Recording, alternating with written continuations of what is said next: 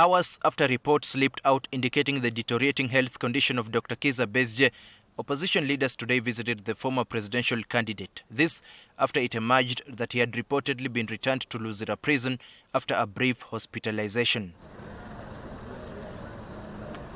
Dr. Besigye was remanded to Luzira Prison after he was charged in the General Court-Martial on 20th November last year alongside Hajji Obeid Lutale.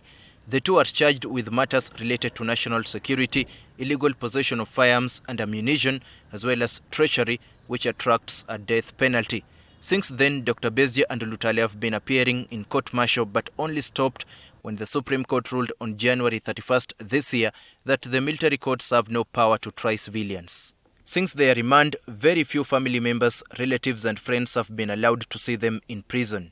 Former presidential candidate Dr. Kizza Besigye and Hajji Obeid Lutale have been here in Luzira Prison for nearly 4 months now.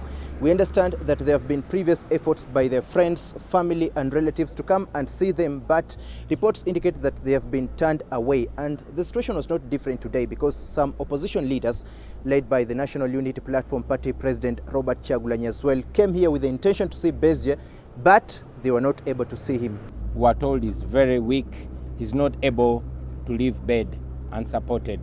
But we saw Hajji Obeid Lutale, we also saw Bobby Young. They are in high spirits. They told us that Dr. Kizza Besigye has been on a hunger strike since Wednesday last week. He's increasingly becoming very weak. Although the opposition politicians were unable to physically interact with Dr. Besigye, they received information from him, most likely via prison authorities. He told us to fight not just for him, but for all political prisoners, especially those that are still incarcerated illegally, those that were sent to prison by the military court. That an attack on one of us is an attack on all of us. What Dr. Besigye is going through, any one of us can go through it.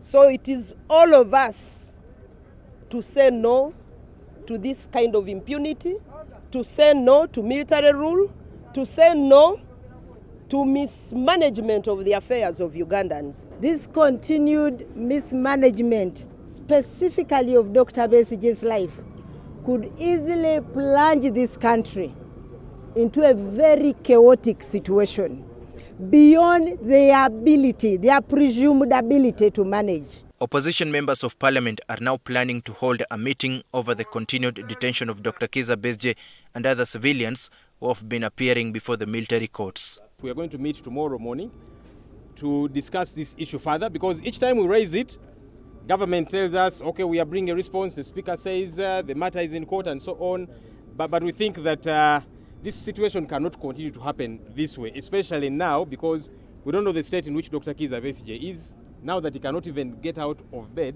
to come and see visitors. Daniel KIBET, NTV.